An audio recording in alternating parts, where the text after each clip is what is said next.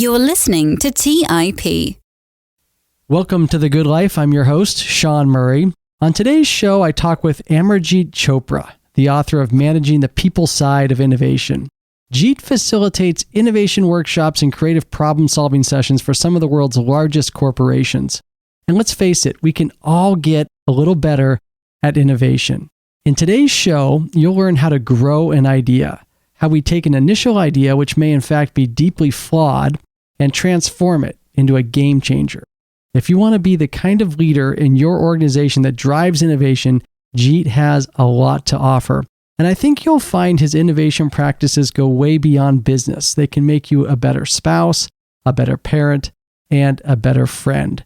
I hope you enjoy my conversation with Jeet as much as I did. My friends, I bring you Jeet Chopra. You're listening to The Good Life by the Investors Podcast Network, where we explore the ideas, principles, and values that help you live a meaningful, purposeful life. Join your host, Sean Murray, on a journey for the life well lived.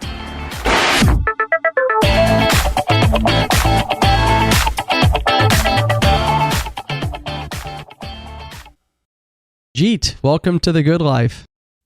Good to be here. I'm glad to have you on the show and excited about the topic of innovation and creativity. Many of us are facing this COVID-19 crisis. We are challenged with creative problem solving, with getting creative about how we solve business problems and challenges. It's introduced a number of challenges in our personal lives, and the need for creativity across the economic spectrum is just increasing. And so I thought it'd be great to have you on the show and talk a little bit about creativity and using our mind to solve problems and how we deal with ideas and work with others to solve problems and create solutions is not just a mystery. There's some science behind it, and there's some structure, and there's some ways that we can get better at it. So I thought I'd start with just talking a little bit about innovation and creativity and what that is, because those are big words and sometimes we put a lot into those words. So how do you think about innovation and creativity? Creativity can bring to mind all kinds of things, from Picasso to Mozart to art or scientists in a lab. But innovation really is applied creativity, applied to everyday situations, business, personal. How do you develop with some fresh ideas that offer us a better way of doing something, whether it be creating a new product or the way we are organized internally, or the way we act with our kids, talk to our kids, and involve them. So it can be all those applied areas that you then begin to think of as innovation. And what I know about it is based on studies that first some partners of mine and then I did with invention groups, where people in teams were under some pressure to either produce a new product or improve something or new process. And what we would do is, rather than read books about creativity or theories about it, we just tape recorded these meetings. In the beginning, tapes, eventually videotapes, and then replayed them afterwards and say, well, this meeting produced a lot of very good ideas and people were very excited about the result. This meeting, they didn't. Similar people, similar backgrounds, similar expertise. What was the difference? And it became very clear after a while that the big difference was how they were processing each other's ideas and what kinds of ideas they allowed to emerge. And what we also realized very quickly, this went way beyond what we think of as brainstorming. Brainstorming, everybody's familiar with probably. Essentially, one way of thinking about it is that brainstorming produces ore, not finished product. It's iron ore, let's say. And you have to refine it, smelt it, refine it, and then form whatever you want out of it, whether it be a better knife, sharper blade than you ever had before, or any steel product you can think of. But that takes work. So brainstorming produces just ore. And what we watched in this sessions that people had that were very productive is that, yes, they did that. And they did that very freely. Then they would take that ore and create and fashion what was useful ideas for their application. And that was the fascinating part, how they went beyond just brainstorming. Turns out that the creative side of the mind, as I said, produces ore. Typical brainstorming session, you'll put up a whole bunch of ideas and people will say, okay, we had a lot of fun, time to get serious. And somebody gets up with a pen and they start crossing things. Oh, wow, that was just a joke. That was a silly idea. Oh, I was just kidding there. And we end up with a few ideas that are practical, but they aren't very new. That's the typical brainstorming session. That's fascinating. So you sat in on these meetings, you recorded the proceedings, and then you went back and you looked at the meetings that had a lot of innovation, and then you looked at the meetings that didn't produce a lot of good ideas and innovation, and you said, okay, what was going on? And it sounds like the meetings that really produced a lot of good ideas and the group made progress on innovation, that the key was how ideas were processed. So when someone shares an idea with us, we should think of it as ore or raw material that needs to be processed. And it sounds like there were people you observed who were very good at mining this ore or this raw material for gold. So maybe you could give us an example, client or a situation where this process played out. I can give you an example of one session that I ran, and it was not brainstorming. We did some in the beginning of each segment of the meeting. At that time, this is pre-digital era, it was a very large European company that made photographic paper. They were just entering the market in the US. They used to have these little booths where you could walk in, take a picture, and in a few minutes, you had a print. Oh, you were in a rush to go get your passport, you could do it that way. Come in, 20 minutes, you got your pictures. So it was that market they were looking at, the so-called mini lab, they used to call these market. They were brand new to the US, and they had next to zero market share. So the meeting was about how do we create market share and get off the ground here very quickly. And the manager said, it takes time in a new business to get it off the ground because a lot of relationships are involved with these mom and pop folks that operate these machines, these labs. So let's have some ideas. Now, I'd asked him to include not just his marketing team, but people outside the marketing team.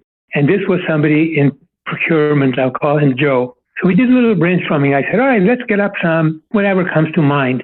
And Joe throws out an idea that everybody kind of laughs at, including the manager. Their company had just come up with strict, from the top, dictated, we're going to stick to our knitting. That was the big mantra in those days.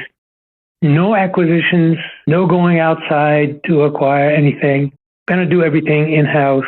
So the idea Joe threw out was, hey, why don't we buy the manufacturer of these machines, which was a big Japanese company that was the major producer of these. And so everybody laughed because A, it was directly in the face of what senior management had just put out as an edict. And B, how do you justify spending $1 billion acquiring this company or more in a market in which your bottom line at best would, after it was fully developed in terms of their marketing plans, maybe, your bottom line might be a few $100,000. So it was a very impractical idea. When I've been involved in brainstorming, I seem to get a lot of impractical ideas. That's one reason why I think people avoid brainstorming, is because these are the kinds of ideas that come up. And then as a manager or leader, you're sort of in the situation of reminding people that it's not a great idea and almost gets a little awkward. So I think that's a great example of why we often avoid brainstorming. I think that's very, very true because it also puts pressure. You invite people, you get their ideas, you get them up, and then you have to reject most of them, which is not very nice. And so what we did a little mini brainstorming, and this idea was part of that brainstorm. We had about, let's say, 20 ideas up. So I said to the manager, I had talked to him about how to process ideas before. So he wasn't coming in to the meeting totally green. And I said, now, you know what I'm going to do? I'm going to ask you, Peter, to pick the worst idea up there, the least practical, not the most practical, because that's not going to be very new. He said, well, I don't have to think very much about that. Joe's idea about buying the manufacturer. I said, okay. So now what do you do with this raw ore? The process is very, very simple. The mind goes straight to thinking about what's wrong with the idea, all the obvious faults. We're trained to think that way. Yeah, that is so true. When I'm in a meeting and someone throws out an idea, the first thing I think about are the flaws. I think about why the idea won't work. I don't often go to the pluses. I focus in on the flaws. And I can tell you from experience, when you point out the flaws in other people's ideas, it doesn't often lead to innovation. So there must be something else going on with this technique you're talking about where people can turn the raw material into good ideas. How do they do that? The trick in growing an idea is you don't forget about that, but you say, well, first let's look at the obvious side of the idea. What's wrong with it? Let's look at the non-obvious side. We're not going to do this, but if we did something like this, what would be going for it? What's the potential advantages of doing something like buying this manufacturer? So I'd written up the idea on a flip chart by the manufacturer in quotes, and one person said, well, obviously they'd recommend our paper. A kind of seal of approval for our paper. Good idea. Somebody else in the room said, well, they have a sales force. It would expand our capacity to sell. Without adding to our payroll, we'd use their sales folks. Now, 2 or 3 usually come easy. In this process, you need to stretch, and creativity and innovation is always about the non-obvious. So what are some non-obvious pluses? At this point, I turned to the manager. I said, Peter, your turn. Think of something that's non-obvious. What would it do for us? He thought for a minute, and he said, we acquire relationships overnight. We're going to have to create relationships with all the owners, and there are lots of these photo shops, these photo labs. They already have existing relationships. So overnight, we acquire relationships, or very quickly. I said, terrific. Now, the flaws are obvious, right? It's not in line with our corporate strategy, get into trouble, and there's no way we could justify the cost. I said, those are the obvious things, right? Good. So now the question is, how could we keep these advantages some other way? Forget about acquiring the Japanese company. One person in the meeting said, well, we don't have to buy the company. How about some kind of technology exchange relationship?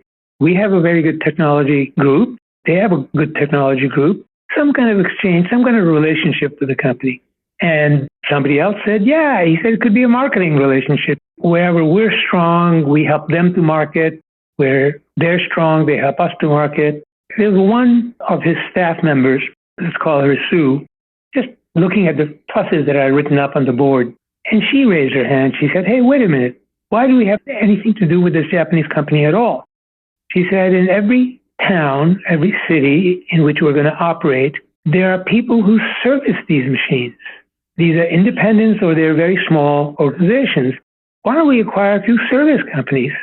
They have the relationships. At this point, the manager gets very excited. He says, oh, write it up. Let's not lose that idea. It's a terrific idea. I said, well, tell me why. He said, well, look, he said, not only would we acquire relationships very quickly because these people have them, but these local people. The Japanese company, their sales force people are not local. These are local people who have ongoing relationships. They see them very often. Their recommendation will be really powerful because they're the ones that come help them solve problems when they have technical difficulties. Terrific. At this point, people started to build more on the idea. They said, well, why do we have to buy any of these? Well, why don't we just put them on a retainer? And at the end of the year, they help us to really grow the market, share quickly, or we give them a bonus. That was the end point, end of the idea, and came out of this idea that was totally impractical. So that's just an example of how, if you do some brainstorming, get the most out of it. Now, interesting thing is, when we were done with this idea, whose idea was it? Joe was sitting there grinning while all this was going on, because it was his idea that was being grown and built on, and he loved it. But whose idea was it? It belonged to the team, because everybody had gotten involved in the process. So the growing idea process creates room for other team members' ownership of the finished product, not just the person who produced the ore. Jeet, that's a wonderful example of taking a raw idea and converting it into something that's practical and has advantages. Just reflecting on it, there's very specific things you did in that room to keep that process going. Those behaviors, those questions you asked came from observing people in similar situations, people that you call in your book naturals, people that for whatever reason, when they're in a group or in a room, they are able to grow an idea. They're able to get people energized around ideas. And we've all been in meetings with people like that, but we've also been in meetings with people that love to shoot down others' ideas as quickly as possible, and that shuts down the innovation. So remind us again, what are the key steps that you did there in that example to go from a flawed but sort of funny, crazy idea into a practical business idea that could be implemented? The first thing was to remind the group not to take the idea literally. And so what I do is, if I'm writing up the idea by the Japanese manufacturer, I put it in quotation marks to remind the group, we're not going to do this. It's just a starter. It's a baby idea. You don't ask babies to go and earn a living if they can't do it. They don't have the skills. So it's a baby idea. Let's remember that. So now let me acknowledge right away, and I said to them, we're not going to be able to do it because corporate will get on our case and we could never justify, okay, I know that, you know that, right? So you have to acknowledge what they're also thinking, what the block is in their head that says, oh my God, but how could we ever do this because? So yeah, we know that. So now let's go back to the non-obvious side of the idea. And that was, if we did something like that, and again, I stress something like that, we don't know what it is going to be. So people need to be reminded, we're not at a point where we have to decide yes or no. We're in a grow mode, not in a yes-no mode. People sometimes need that reminder because the habit of worrying about and taking the idea literally is so strong. And that's part of keeping the idea from being just killed right away, is reminding people of that we are in a grow process, not in a side process. And then to push people to think beyond the obvious pluses. It always point when you're doing this, listing the potential advantages, to stop with the first few and say, well, we did our job. Well, yes, let's push harder. When you push harder is when that non-obvious one pops up, such as what the manager said, oh my gosh, we could acquire relationships. Hadn't thought of that. That's a big part of what we need to do. And that's a time consumer. Then you go into saying, all right, how do we do this in a more practical way? And open the door to growing the idea.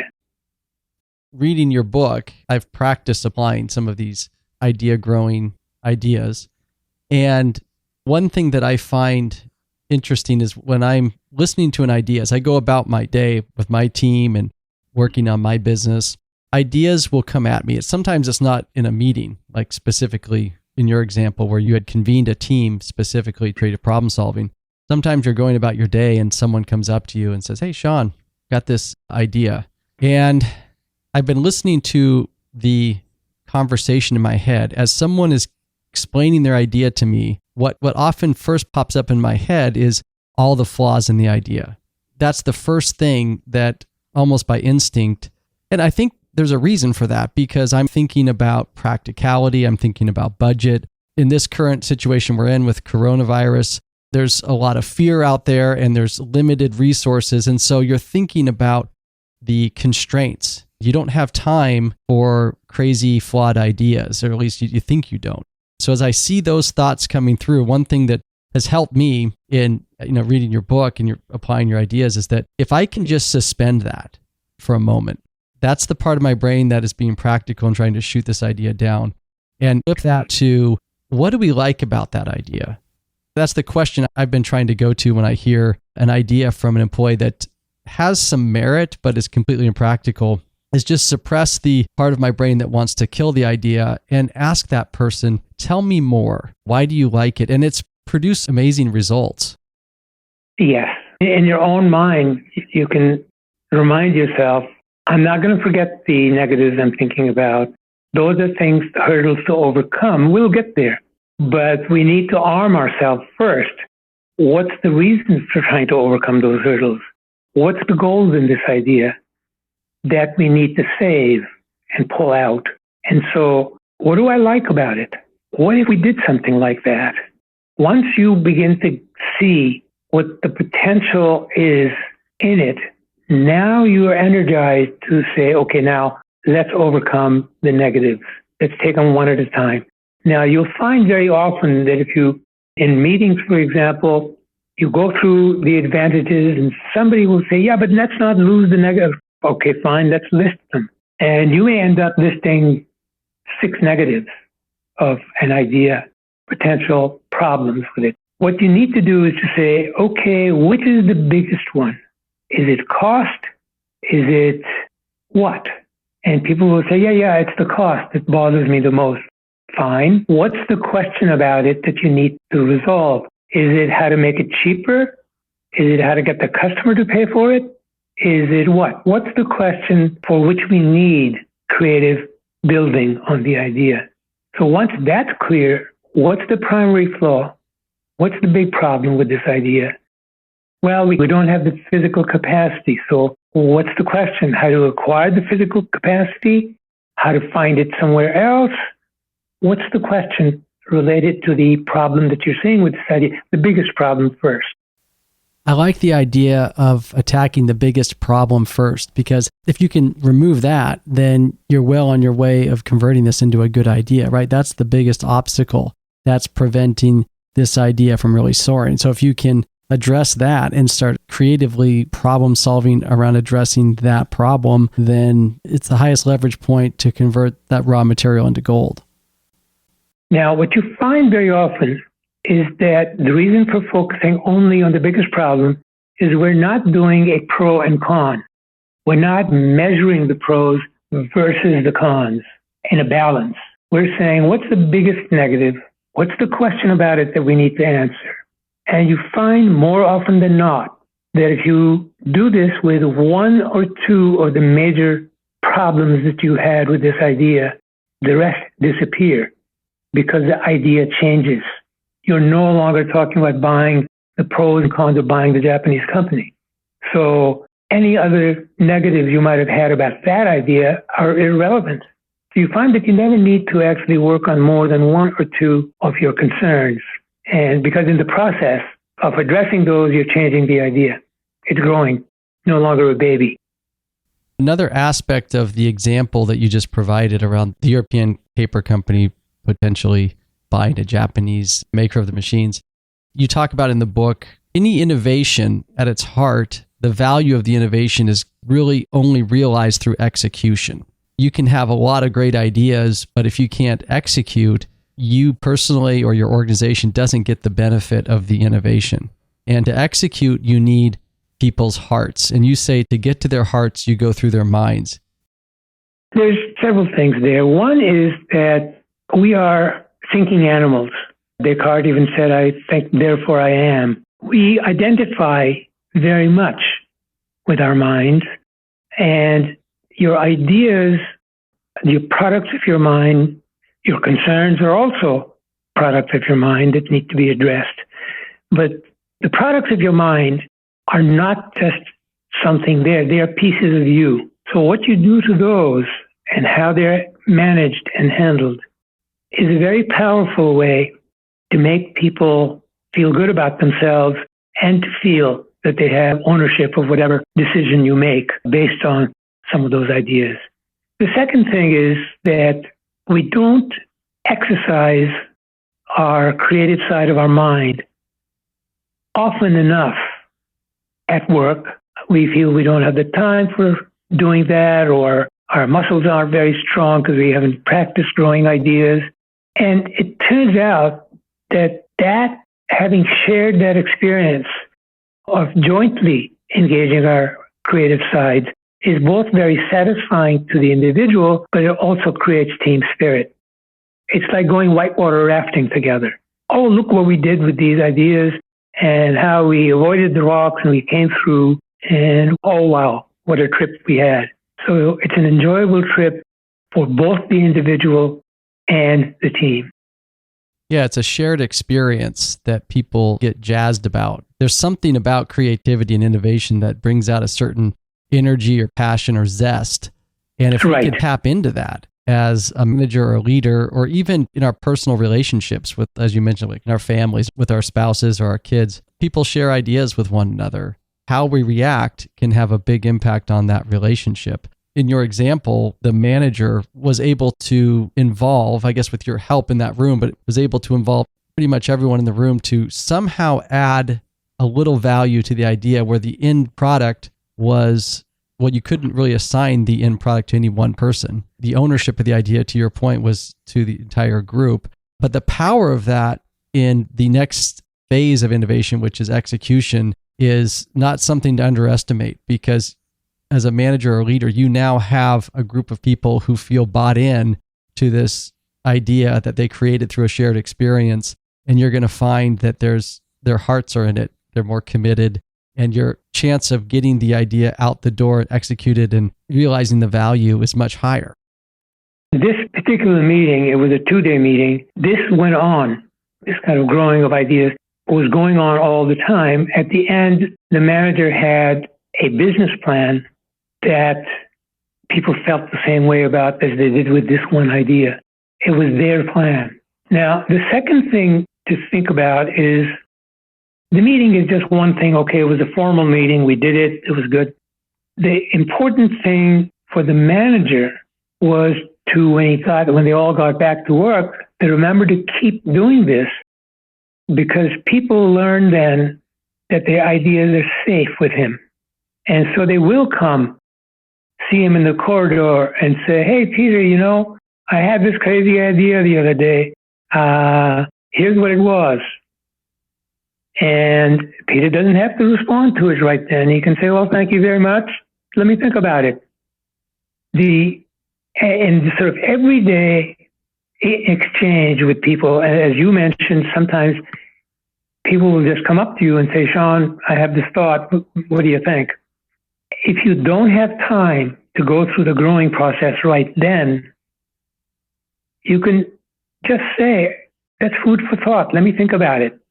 You don't have to respond right away. But if you are going to respond, keep in mind that new ideas are typically, if they have just come to mind, they're not going to be practical.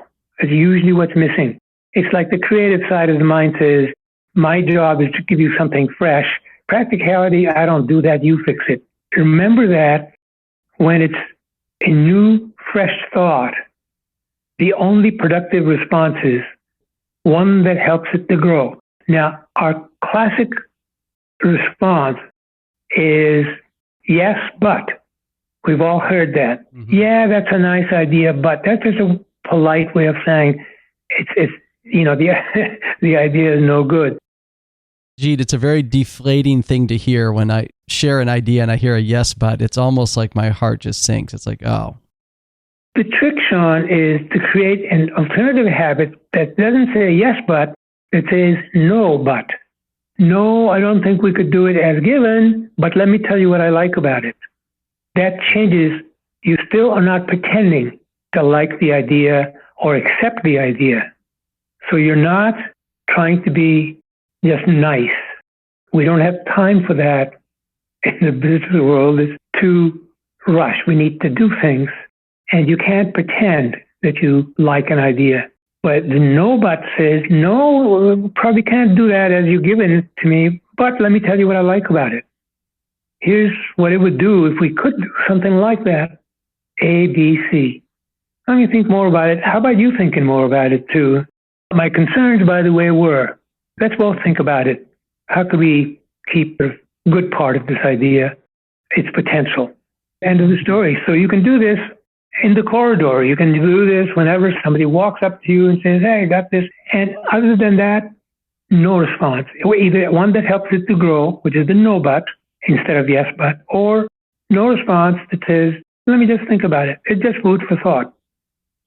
Jeet, in your book, you spend a lot of time talking about ego and the role ego plays in ideas and idea growing. So could you share a little bit about that? Because our ideas are part of us, like it's your child, your baby, when you toss it out there.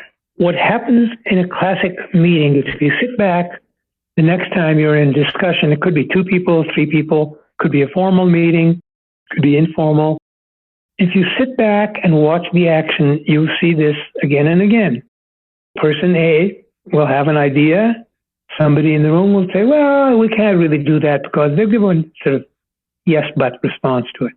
If you watch the person whose idea it was, you'll see a physical reaction. You'll see either the arms crossing or the person that is sitting in a chair leaning back or turning away.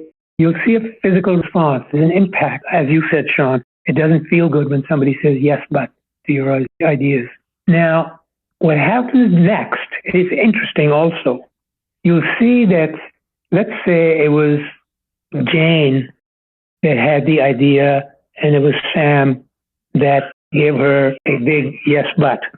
Jane will be quiet for a while, or she may argue and try to sell her idea, or she may just be quiet and she'll wait until Sam has an idea.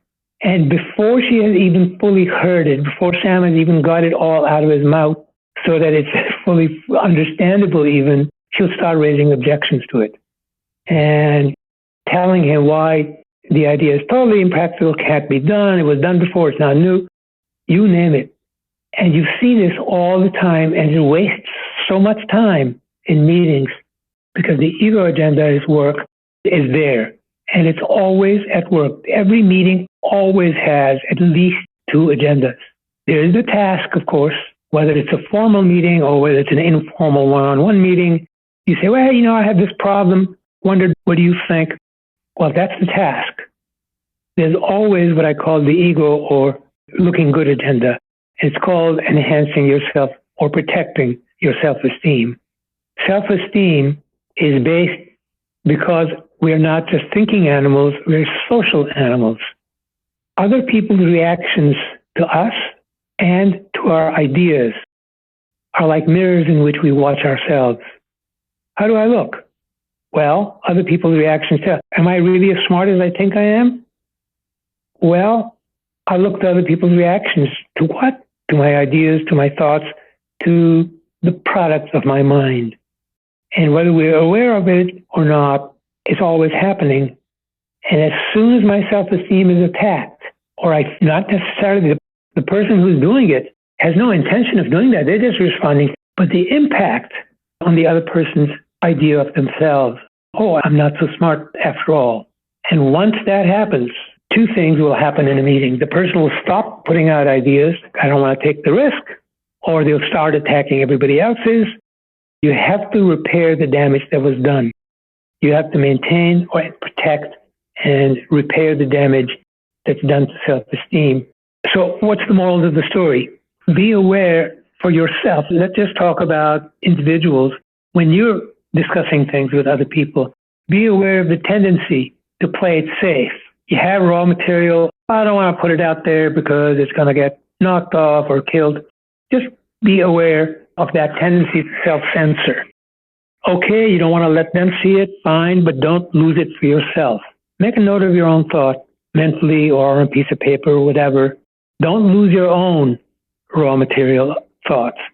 And for others, remember that it's okay for people to put those thoughts out. The most productive way of responding to them is no but, not yes but. Yeah, it's a very powerful concept to keep in mind that when someone shares an idea, they are putting themselves out there. They're going to feel vulnerable. Their ego and their self-esteem is going to be tied to that idea. That's just human nature. So how we react to the idea is going to have an impact on the person who shared the idea, their own self-esteem, how they're going to continue to react in the interplay and in the relationship. So nobody wants to hear that their baby is ugly.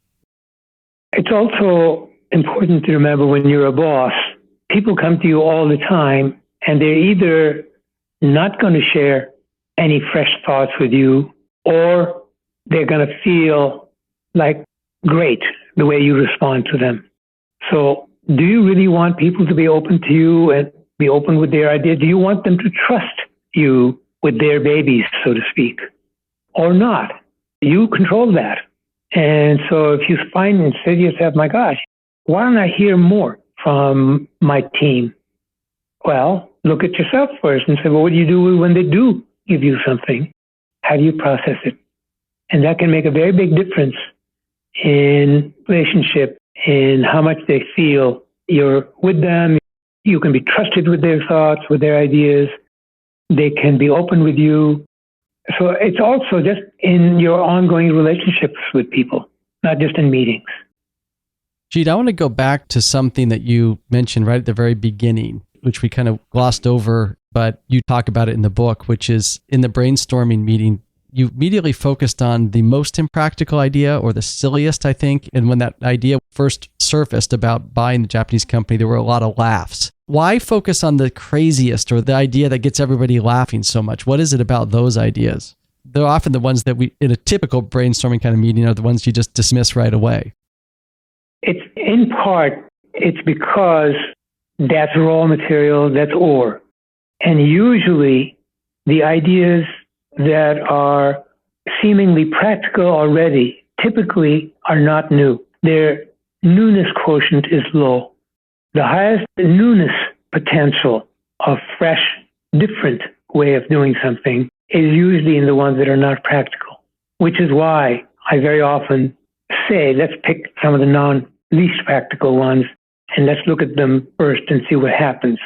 Now, sometimes, depending on how much people are feeling in the need to get something first quickly, it's okay to say to the manager, for instance, or to the group, okay, we've got a bunch of these ideas. Are there any takeaways? Are there any practical ones that also have a little twist to them that are ready to take home? And they'll say, oh yeah, well, that one, yeah, we could do something with that. Is it really new? Not much, but yeah, a little bit. So let's identify those so people feel they can relax. Oh, we got something already. All right, now let's dig deeper. Now let's go for the least practical ones and pick one or two and develop them. But again, remember the development is for two reasons. You are much more likely to get a fresh, new thought from ore rather than from something that is kind of relatively similar. If it's not new, it's going to be fairly similar to what you're already doing. It might have a small twist to it, but it won't have a big twist. And the second reason is that you do want to shift the team itself into the growing mode so that even when you don't grow ideas formally, they are doing it in their heads. They hear Sean say something that's not very practical, but in their heads, they know what they can do with it. So you just want the team to start behaving that way with each other also. And that's the other reason for formally going through at least one or two idea growing exercises very quickly in a session with the whole team. To give you an example of how these ideas might play out in a more personal way, in the last 4 weeks now, I've been sheltering at home with my family, and my kids have been going to school digitally and online, getting a little stir crazy at times. And next week is spring break, where we normally would go do something as a family. And my son came up to me just this week and said, I sure like to go somewhere for spring break. Why don't we go somewhere for spring break? So it was an idea. And what did I do? I immediately shut it down. No, we can't. We can't go anywhere because there's these orders that we have to stay in our homes as much as we can, and we can't travel. We should not, to be good citizens, travel far from Seattle and gather with other people. And basically my message was, sorry, son, that's a bad idea. When the idea that you don't like is what somebody else wants to do, then it is sometimes a better tack to first understand why they want to do that. The general rule is that if the idea is something that is offered for you, hey, I want you to do this, you can say, well, here's what I like about it, here's what I don't. But to grow that idea, the other person's idea, you still need a blueprint, which is the pluses and minuses for how to grow the idea. But the blueprint needs to be their blueprint. Now, question is, how do you get that? You could say, for instance, to your son, well, why do you want, what's the pluses of doing that? And he may just say, I don't know, I just want to do it. So The other way of doing it is to ask yourself, I really want to understand why this person wants to do something. Ideas are ends to means. The kid wants to do that, what he's suggesting, for certain reasons. It solves certain problems for him. So if you first try to hear what those are, then together you may be able to create alternatives. You can do that by saying, oh, that's interesting. Tell me more about that. Why would you want to do that? Now, Sean, let's just go by, what might he have said if you had said to him, well, we can't really do that, but first, let me ask you, why would you want to do that? Now, you have to watch your tone. You really have to want to understand what the other person had in mind. In other words, what were the ends behind the means, which is the idea they're suggesting? The tone of the way that you asked the question was one of genuine curiosity. But it can come across as, well, why would you want to do that? That's a more caustic, negative question. It's a question that's that's closing the conversation instead of opening it. So I like the tone that you presented. Yeah. But if I did ask that, he might say, gee, Dad, I'd like to get out of the house, get out of the regular routine and environment of the everyday and experience something new and different and learn something and see a part of the world I haven't seen before. Something like that. Those are good points. Let's just talk some more about how else we might want to do that. Going out and going away is one way. What else could we be doing that might help either to do either one or all of those things, or maybe there's a whole set of ways we can attack each one of those things that you wish to do. So let's just talk more about that. And that would lead you and him into a kind of problem-solving discussion and into an idea-generating discussion, because now he may be much more interested in helping you because you've listened to him first. You've put yourself in the position of really wanting to understand where he's coming from, what are the problems he's trying to solve, and now he has told you what they are. Now he may be much more open to saying, oh, yeah, okay, let's talk about what else we could be doing. Now you can offer some thoughts to him and say, well, what if we did this instead? How about this? You wanted to change the routines? Well, let's create some new routines that would be fun. What might that be? Yeah, I'm thinking now about this conversation. It's opening up some possibilities for potentially activities close to home or in our home city that are novel and new, as going on a trip to San Francisco or going to visit relatives in another state. We just have to get creative about thinking, what could we do around in our own area that has that same sort of effect? Exactly. And these days, as you know, there are ways to virtually visit other people too. Things like Zoom, things like other kinds of ways of being with them that can be fun, that you can have an occasion where you say, well, invite some of your folks, the ones that you want to see, either your friends or our relatives, but let's invite them in a sort of way that's also fun for them. Let's think about what might be fun for them to do with us. So the key here, if I'm understanding correctly, Jeet, is that we want to understand why. And so we genuinely ask, tell me more about why you'd want to do that. Right. And as you said, it's very important that your tone convey that you really are interested. And the way to make sure that you yourself really are interested is to keep in mind that what the other person tells you may change your mind.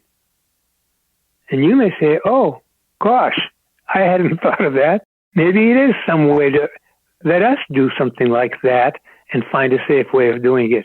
Because, gosh, I didn't know that it would solve these problems. The other thing you did, Jeet, is you said, and what else? I think that's important too. Yeah, yes, it is, Sean, because a lot of times what happens is that the ideas that we have our answers for, our means for, are very often not clear to us. Our mind jumps to solutions. And sometimes we ourselves are not very clear about exactly why we want to do something. When I push you to tell me a little bit more, you may surprise yourself by saying, oh yeah, there was another reason why I wanted to do that. I wasn't even aware of that. Good. Let's talk about that. How might we do that? By the way, which is the most important one? Which one shall we start working on? And that way you also start to get the other person's priorities and what they wanted to do. And they may be willing to let go of some of those priorities once they understand what they are. And so now they can understand, oh, I see, that's also what I wanted to do. That's the most important thing I wanted to do. I think in the book, you talk about really pushing your group to think about the non-obvious pluses. I mean, you want to draw out the benefits and the pluses of ideas, but get beyond the surface, the surface level, or the obvious 2 or 3 big benefits. What else is there? Right. Because often the biggest benefit is lying there hidden. It just needs to be unleashed. That's right. And I think it's the same thing now, because why the other person wants to do something are in effect the pluses of the idea for that person. That's why they want to do it. That's what's going for the idea for them. And again, pushing for one more, anything else. What more might it do? Again, help them to become aware of that in their own mind, hidden reason for why they wanted to do something. Yeah, because if we can identify those pluses and then find an idea, or together identify an idea that gets to that plus that we can both agree is a achievable and reasonable step, then that's a win-win. Yeah, and you may recall, Sean, that I call this going upstream. What I'm talking about there is that if we think of what happens in our mind as we solve a problem, the first thing is the end. We want to be able to achieve something. It may not be very clear in our minds before we jump to a solution for it, because the mind works very quickly. And so pretty soon, very fast, we get from the end to the means very fast. We jump downstream. And what you're doing now, if in the stream of thought the ends precede the means, you're taking the person back upstream to where the wish or the end that the idea answers. Well, gee, this has been a wonderful conversation. Thank you for being on The Good Life. I've enjoyed it, Sean. Thank you for inviting me. Thank you for listening to TIP. To access our show notes, courses, or forums, go to theinvestorspodcast.com. This show is for entertainment purposes only. Before making any decisions, consult a professional. This show is copyrighted by the Investors Podcast Network. Written permissions must be granted before syndication or rebroadcasting.